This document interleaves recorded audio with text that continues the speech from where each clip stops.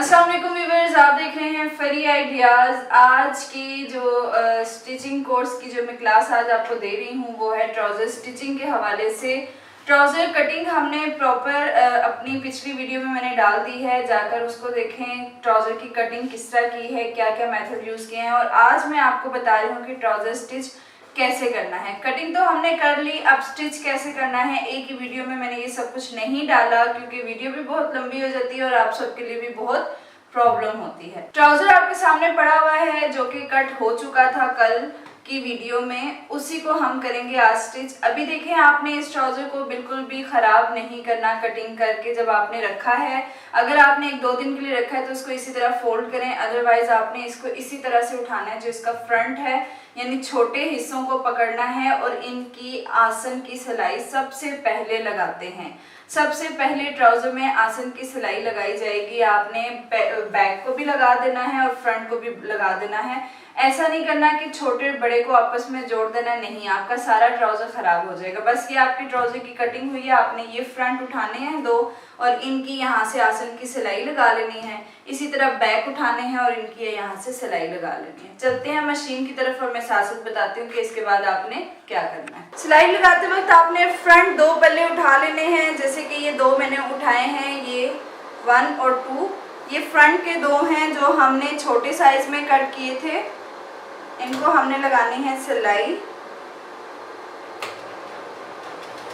Trouser में मैंने आपको पहले भी बताया कि आप बहुत ज़्यादा कपड़ा अंदर नहीं रख सकते, वरना आपके ट्राउजर की कोई शेप नहीं रहती।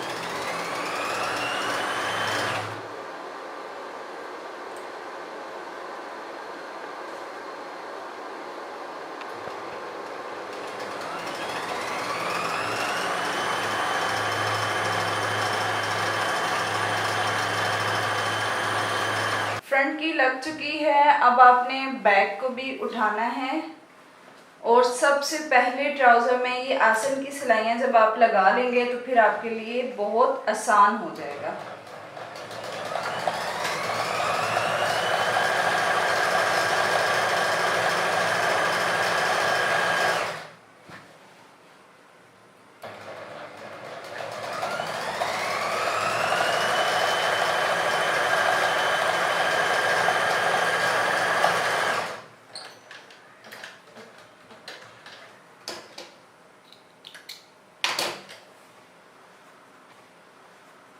पहले भी मैंने आपको बताया है कि कपड़े आप अगर स्टिच करते हैं तो हर सिलाई के बाद उनकी प्रेसिंग बहुत ज़रूरी होती है। यकीन करें कि प्रेस का काम ड्रेसेस में इतना इम्पोर्टेंट है। वो इंशाल्लाह मैं आपको वीडियो बना के बताऊंगी कि आपने प्रेसिंग कैसे करनी होती है एक एक चीज़ की। ये आपकी जो नीटनेस है उसको शो करती है।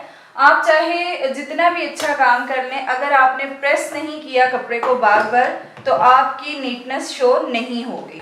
अभी हमने ये 2 सिलाइयाँ लगा ली हैं।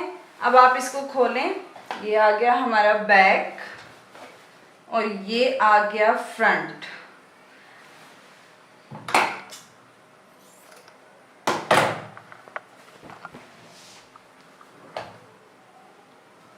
आसन की सिलाई लगाने की सबसे पहली वजह ये होती है कि उससे आपका फ्रंट और बैक एग्जैक्ट जगह पर आता है। अदरवाइज ये बहुत कंफ्यूजन हो जाती है जब आप एक एक चीज़ को अलग कर लेते हैं, क्योंकि 4 पल्ले कट जाते हैं। जब आप एक एक पल्ले को अलग कर लेते हैं तो ये बड़ी कंफ्यूजन हो जाती है। 2 एक साइड पे जुड़ जाते हैं, 2 एक साइड पे जुड़ जाते हैं, यानी बड़े एक साइड पे आ जाएंगे, छोटे एक साइड पे। तो इसलिए सबसे पहले आसन को जोड़ना बहुत ज़रूरी है।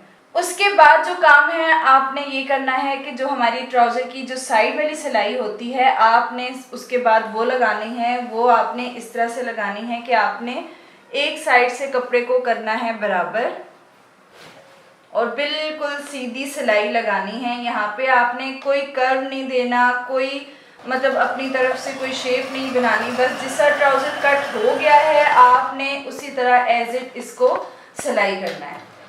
इसीलिए इसके अंदर कपड़ा नहीं छोड़ा जाता कि आपकी शेप ख़राब हो जाती है सिलाई के दौरान जब आप इसको चेंज करते हैं।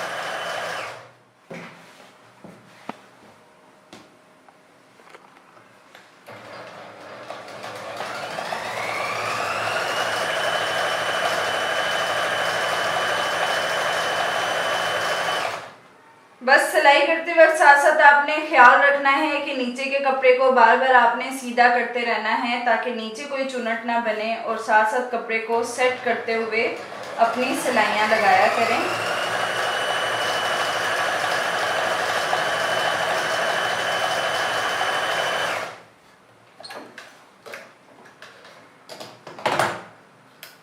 साइड की एक हमने सिलाई लगा ली है। अब यहाँ पर भी आके बहुत सारी लड़कियाँ ये काम ज़रूर करेंगी या कर सकती हैं। अगर तो आपने ड्रॉ में या प्रैक्टिस में इतना टाइम लगा दिया तो फिर आपको ये ज़रूरत नहीं पड़ेगी। लेकिन अक्सर यहाँ पे कंफ्यूजन होती है कि अब ये देखें, आपको मैंने ये एक साइड पे जब सिलाई लगाई है, एक साइड पे जब मैंने ये सिलाई लगाई है तो इसमें कितना गैप आ रहा है। ये देखें, बैक जो है वो हमारी इतनी बड़ी आ रही है। अब कुछ सम टाइम ऐसा होता है कि हमारा माइंड जो है ऐसा बन जाता है एकदम कि हम इसको बराबर करने निकल जाते हैं कि चलो जी कपड़े को बराबर करो। नहीं, आपने ऐसा नहीं करना। आपने इसको यहाँ से जोड़ना है ऐसे, चाहे ये आपका बड़ा आ रहा है, क्योंकि हमें तो बैग बड़ी ही चाहिए ना, हमने तो खुद रखी है बड़ी, तो इसलिए आपने इसको आपस में ऐसे जोड़ना है। आपने बिल्कुल भी इसको बराबर करने की कोशिश नहीं करनी, और इसको फिर सिलाई लगानी है कपड़ा बराबर रख के।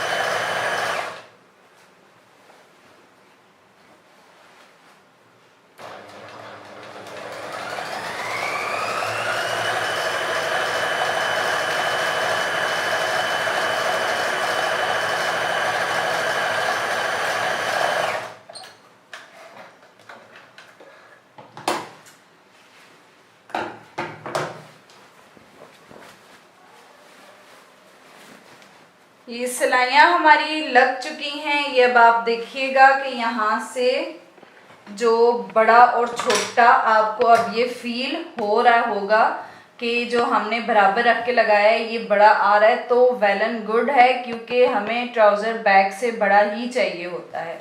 अच्छा, जैसे मैंने आपको बताया था कि अगर आपकी लेंथ में ट्राउज़र शॉर्ट आ रहा है तो इट्स ओके, आप नीचे से तैयार पर ही कट कर दें। उसके बाद आपने जितना भी आपको कपड़ा चाहिए कि आपने इसको अंदर फोल्ड करना है, 3 इंच लें, 4 इंच लें, आपने अपना कपड़ा सीधा कट करके इसको पांचे के साथ अटैच कर देना है। लेकिन आपने ये काम बिल्कुल ऐसे बराबर रख कर नहीं करना, यानी कि आपने अगर कपड़ा कट किया है तो उसको इस तरह बराबर रख के कटिंग नहीं सिलाई नहीं करनी। आपने एक्स्ट्रा कपड़ा लगाया तो उसको यहाँ से थोड़ा सा बाहर निकालें, फिर उसकी सिलाई करना शुरू करें। ये जैसे मैंने थोड़ा सा बाहर की तरफ किया है कपड़ा एक्स्ट्रा, यानी कि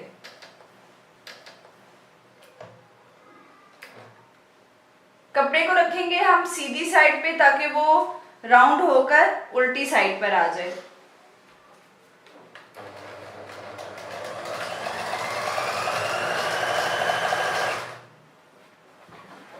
अभी मैंने ट्राउजर पे कहीं पर भी कोई प्रेसिंग नहीं की, वरना ट्राउजर की एक एक सिलाई के बाद प्रेसिंग बहुत मस्ट है। तो मैंने आपके साथ प्रेसिंग भी शेयर करनी थी, इस वजह से मैं आपको बाद में करके बताती हूँ। अदरवाइज यहाँ से जब आपने अगर कोई कपड़ा अटैच करना है तो ट्राउजर की जो ये दरमियान वाली सिलाई हमने लगाई है, जो साइड पर सिलाई लगाई थी, उसको आपने इस तरह से कपड़े को इधर उधर करना है। ये देखें, ये एक साइड पे कपड़ा रख के इस्त्री नहीं किया जाता, इसको आप बड़े अच्छे तरीके से ऐसे खोलेंगे, फिर उसको इस्त्री करेंगे।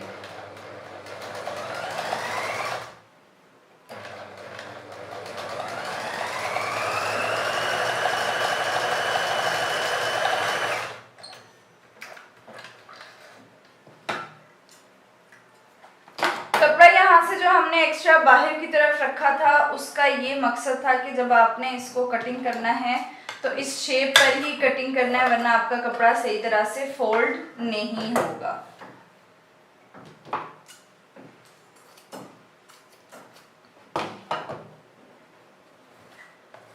कपड़ा आपने हमने लगा लिया है, ये हमने जोड़ जो हमारा बीच में आया है, इसमें आप लेस भी रख सकते हैं अगर आपने लगानी है, अदरवाइज मैंने तो आपको बिल्कुल सिंपल ही बताना है। इसको भी आप अच्छे तरीके से इस तरह खोल के प्रेस कर लें, या थोड़ा सा पहले टेम्परेरी इसको फिंगर की मदद से, नेल की मदद से इसको ऐसे सीधा करें। पहले आपने इसकी लगानी है दरमियान वाली सिलाई, फिर हम करेंगे पांचा फोल्ड। लेकिन उससे पहले क्या करना है, क्योंकि हमें पांचे पे करनी होती है तरपाई। जो दर्जियों का तरीका है, जो प्रोफेशनल तरीका है, वो होता है तरपाई।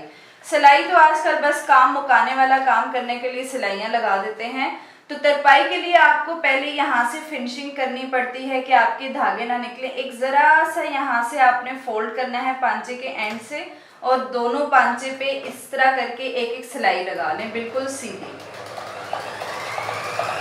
ताकि जब आप कपड़े को ऊपर की तरफ करके तरपाई करें तो आपके धागे ना निकले और आपकी तरपाई करने में भी कोई मुश्किल ना आए।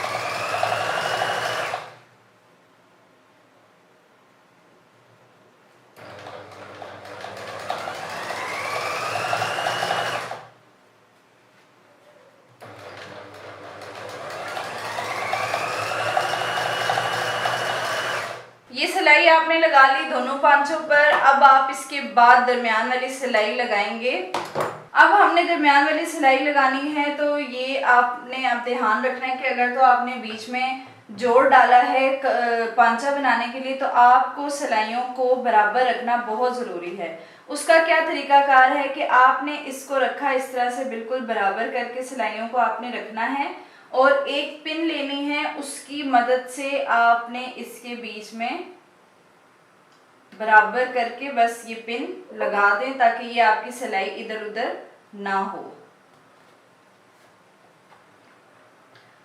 उसके बाद जब ये ट्राउज़र आप दरमियान की सिलाई लगा रहे हैं, तो एहतियातन अपने पांचे का साइज़ ज़रूर कर लें, क्योंकि जब बैक ऐड होती है तो पांचे का साइज़ हमारा बड़ा निकल आता है, तो इसीलिए हमें पांचे का साइज़ को दोबारा से मैयर करना पड़ता है। अब जिसने 6.5 रखना है वो 6.5 पर हल्का सा निशान लगा ले।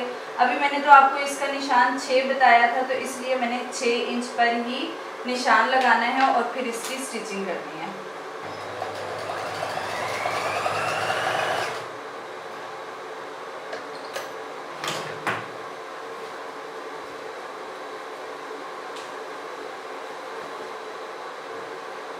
आगे से आपने कपड़े को रखना है बिल्कुल बराबर। यहाँ से अब आपने कोई भी ज़्यादा एक्स्ट्रा कपड़ा बीच में नहीं करना है, और यहाँ पे पांचे से बस तिरछी लाइन सीधी ले जानी है। अब कुछ यहाँ पे मिस्टेक लड़कियाँ ये करती हैं कि ट्राउज़र को हम सीधी सिलाई लगाएंगे तो ट्राउज़र की शेप आ जाएगी। नहीं, ये शेप बहुत ख़राब होती है। ट्राउज़र में भी शलवार की तरह हल्की सी तिरछी सिलाई ही दी जाती है। कटिंग में आप लोगों ने नोट कर लिया होगा।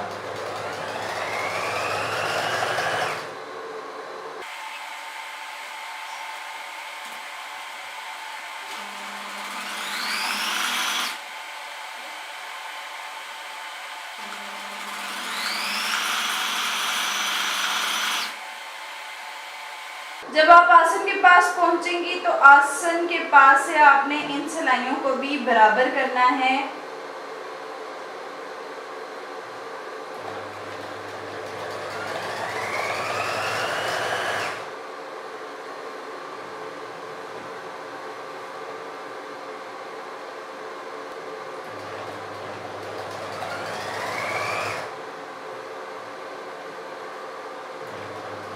अब आसन की सिलाई जब लग जाएगी तो थोड़ा नीचे आके आपने इस कपड़े को निकाल देना है, वहीं से आपने सीधा आगे नहीं आना।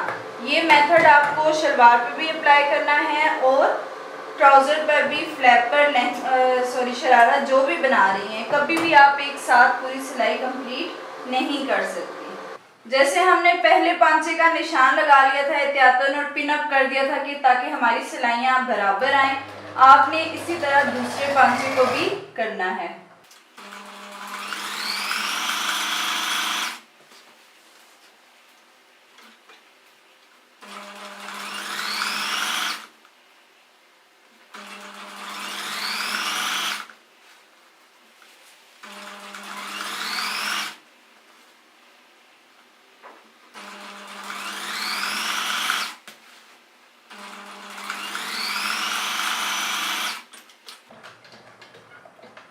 दूसरी तरफ से सिलाई लाने का ये फायदा होता है कि यहाँ से आपकी 2 दफा सिलाई लग जाती है और यहाँ से आपका काम हो जाता है पक्का।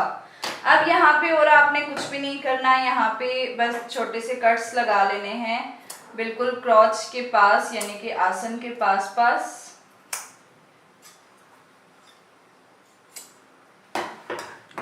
ट्राउजर हमारा स्टिच हो चुका है। मैंने इसकी कोई भी किसी भी तरह की प्रेसिंग नहीं की है, वो इंशाल्लाह मैं आपको नेक्स्ट ट्राउजर प्रेस करने का तरीका नेक्स्ट वीडियो में आप देख सकते हैं कि ट्राउजर प्रेस करने का तरीका कैसे है, क्योंकि ये भी बड़ा कोई ख़ास तरीका होता है। उसके बाद जो हमने नीचे पांचे पे एक एक्स्ट्रा कपड़ा लगाया था, ये आपको नज़र आ रहा होगा। अगर आपने कपड़ा लगाया है या कपड़ा नहीं भी लगाया, जितना भी हिस्सा आपने अंदर फोल्ड करना है उसको आप अंदर की तरफ अच्छी तरह से फोल्ड करके प्रेस करें और फिर उस पर करें आप तरपाई ही ट्राउजर्स पर अच्छी लगती है। बहुत जल्दी का काम है, अगर तो आप सिलाई लगा सकते हैं, वो भी उस शर्ट पे कि अगर आपकी सिलाई परफेक्ट हो यानी सीधी हो। उसके बाद तरपाई के जो तरीके हैं 3 से 4 तरीके, वो भी मैं आपको अपनी एक अलग वीडियो में बताऊंगी। वो भी स्पेसिफिक तरीके हैं जो आप जहाँ मतलब कहाँ यूज़ कर सकते हैं। तो इंशाल्लाह वो भी मैं एक प्रॉपर वीडियो बनाऊंगी ताकि आपको आसानी हो सके। तो उसके बाद यहाँ पे जो ट्राउज़र की अभी एक और चीज़ भी रहती है, इलास्टिक, जो कि मोस्ट इम्पॉर्टेंट चीज़ है। वो मैंने इसके बीच में ऐड नहीं की। क्यों नहीं की? इसलिए नहीं की कि आपने सिंपल ट्राउज़र की स्टिचिंग देख ली है, पिछली वीडियो में कटिंग देख ली है। ये इलास्टिक डालने का एक अलग से मेथड है, एक अलग पूरी वीडियो बनती है। इस वजह से ये मैं आपको अलग से ही बना के बताऊंगी, ताकि जिन लड़कियों का सिर्फ इलास्टिक का प्रॉब्लम है वो जस्ट वही वीडियो देखें। अभी के लिए अल्लाह हाफिज़। इंशाल्लाह नेक्स्ट वीडियो में मुलाकात होती है। अल्लाह हाफिज़।